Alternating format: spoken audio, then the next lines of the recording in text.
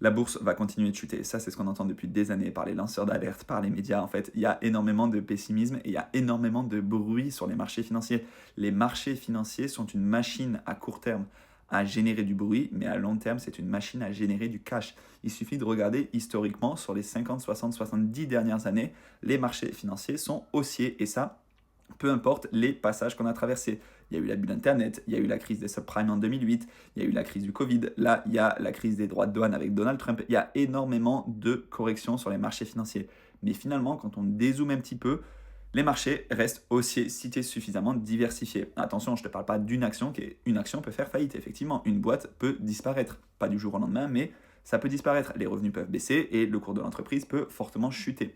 En attendant, si tu es sur des ETF, par exemple, suffisamment diversifiés, que tu es, par exemple, pas sur un seul pays, mais tu es sur un MSCI World, donc 70% États-Unis, et le reste un peu diversifié sur le reste de la planète.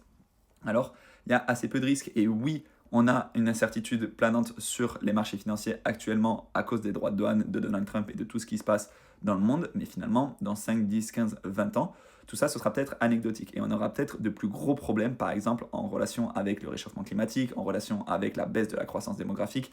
Il y a beaucoup d'autres problèmes qui peuvent arriver, mais historiquement, les problèmes ont été traversés par les marchés financiers.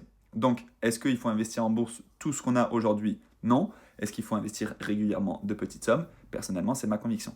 Si tu veux commencer à investir en bourse, tu as toutes les vidéos sur mon compte qui vont t'expliquer comment faire. L'une des premières choses à faire, c'est d'ouvrir ton PEA, ton plan d'épargne en action. Si ça t'intéresse, je te mets un code pour Boursorama pour ouvrir le compte dans cette banque en ligne qui pour moi est la plus compétitive du marché. Ensuite, tu ouvres ton PEA et ensuite tu peux commencer à investir. Tu peux même investir sur des ETF du monde entier dans ton PEA. Donc ça, c'est tout bénef.